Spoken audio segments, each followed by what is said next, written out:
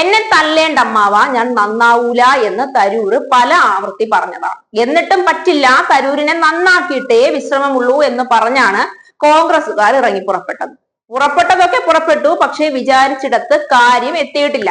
കേരളത്തിലെ 10ാം ക്ലാസ്സും ഗുസ്തിയും കഴിഞ്ഞ് നടക്കുന്ന നേതാക്കന്മാരെ പോലെ, അല്ലെങ്കിൽ അധികാര കസേരയിൽ നിന്നിറങ്ങാതെ വയസ്സായി പല്ല് കൊഴിഞ്ഞ് ജരയും നരയും ബാധിച്ചിട്ടും ഈ കസേര ഞാൻ വിട്ടുകൊടുക്കില്ല എന്ന് പറഞ്ഞു കിടക്കുന്ന നേതാക്കന്മാരെ പോലെ അല്ല തരൂർ. പക്ഷെ അദ്ദേഹം ഇടത്തും വലത്തും ഒക്കെ ചാടിക്കളിക്കുന്നത് എന്തിനാണെന്നാണ് മനസ്സിലാകാത്തത്. ഒരു പക്ഷേ കോൺഗ്രസുകാരനായതിന്റെ കുഴപ്പം കൊണ്ടായിരിക്കാം കയ്യാലപ്പുറത്തെ തേങ്ങ പോലെ BJP-യിലോട്ട് പോകണോ കോൺഗ്രസിലോട്ട് വീഴണോ എന്ന സംശയം ഇപ്പോഴും ബാക്കിയാവുന്നത്.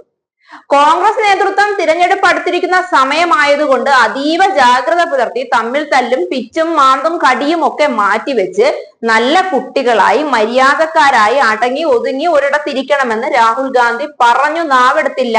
ദേ കിടക്കുന്നു തരൂർ ചാടി മറുപണ്ടം. പറഞ്ഞാൽ കേൾക്കാത്തതിനെ ഒക്കെ കഴുത്തിന് പിടിച്ച് പുറത്തു തള്ളുമെന്നാണ് രാഹുൽ ഗാന്ധി പറഞ്ഞത്. അപ്പൊ പിന്നെ കണക്കു പ്രകാരം തരൂരിനെ വേണ്ടേ ആദ്യം പിടിച്ചു പുറത്തു തള്ളാൻ? പക്ഷെ അതിനുള്ള ധൈര്യം രാഹുലിന്റെ നട്ടെല്ലിന് പോരാ. ആ നട്ടെല്ലും കൊണ്ട് കോൺഗ്രസ് രാഷ്ട്രീയം നിവർത്തി നിർത്തിയിരിക്കുന്നത് തന്നെ വളരെ പണിപ്പെട്ടിട്ടാണ്. അപ്പോഴാണ് കോൺഗ്രസിലെ തന്നെ പ്രബല നേതാവായ ശശി തരൂരിനോട് നേരിട്ടൊരു യുദ്ധം. അത് രാഹുലിനെ കൊണ്ട് കൂട്ടിയാൽ കൂടുന്ന കാര്യമല്ല.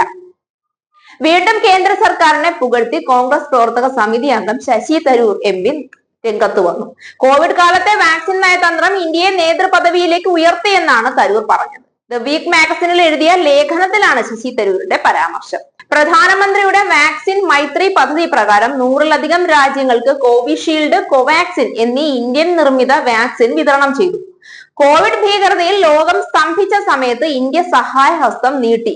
ഇതോടെ ലോക നേതാവ് എന്ന നിലയിൽ ഇന്ത്യയുടെ സ്ഥാനം വീണ്ടും ഉറപ്പിച്ചു.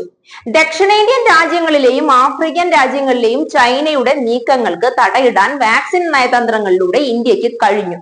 സമ്പന്ന രാജ്യങ്ങൾ ചെയ്യാതിരുന്നതാണ് ഇന്ത്യ ചെയ്തത്. വാക്സിൻ കയറ്റുമതി ഇന്ത്യയുടെ രാജ്യത്തിന്റെ ആഗോള പ്രതിച്ഛായ വർദ്ധിപ്പിച്ചു. ഇന്ത്യയുടെ ശ്രമങ്ങൾ വ്യാപകമായി വിലമതിക്കപ്പെട്ടു. ഉത്തരവാദിത്വമുള്ള ഒരു ലോക നേതാവെന്ന ഖ്യാതി വർദ്ധിപ്പിച്ചു. ലേഖനത്തിൽ ഇങ്ങനെയൊക്കെയാണ് തരൂർ പറഞ്ഞത്. അഹമ്മദാബാദിൽ AICC സമ്മേളനം ആരംഭിക്കാനായി ദിവസങ്ങൾ ബാക്കി നിൽക്കെയാണ് കോൺഗ്രസ് നേതൃത്വത്തെ വെട്ടിലാക്കിയുള്ള തരൂരിന്റെ പുതിയ ലേഖനം. ഇത് സംബന്ധിച്ച് കോൺഗ്രസ് നേതാക്കൾ ഇതുവരെ പ്രതികരിച്ചിട്ടില്ല. അതേസമയം തരൂരിന്റെ നിലപാട് സ്വാഗതം ചെയ്ത് BJP രംഗത്തു വന്നു. ശശി തരൂരിനും കോൺഗ്രസ് നേതാക്കൾക്കും മനമാറ്റം ഉണ്ടായെന്ന് BJP സംസ്ഥാന അധ്യക്ഷൻ രാജീവ് ചന്ദ്രശേഖർ പറഞ്ഞു. രാജീവ് ചന്ദ്രശേഖർ പറഞ്ഞ ആ കാര്യം സത്യമാണ്. അന്തർധാര വഴി കോൺഗ്രസ് മൊത്തം BJP-യിലേക്കാണ് ചാഞ്ഞു കിടക്കുന്നത് എന്നത് ഇനിയെങ്കിലും തുറന്നു പറയാനുള്ള ചെറിയൊരു ആർജവമൊക്കെ ഉണ്ടായതിന്റെ ലക്ഷണമാണോ ഇത് എന്ന് ചിന്തിക്കേണ്ടിയിരിക്കുന്നു.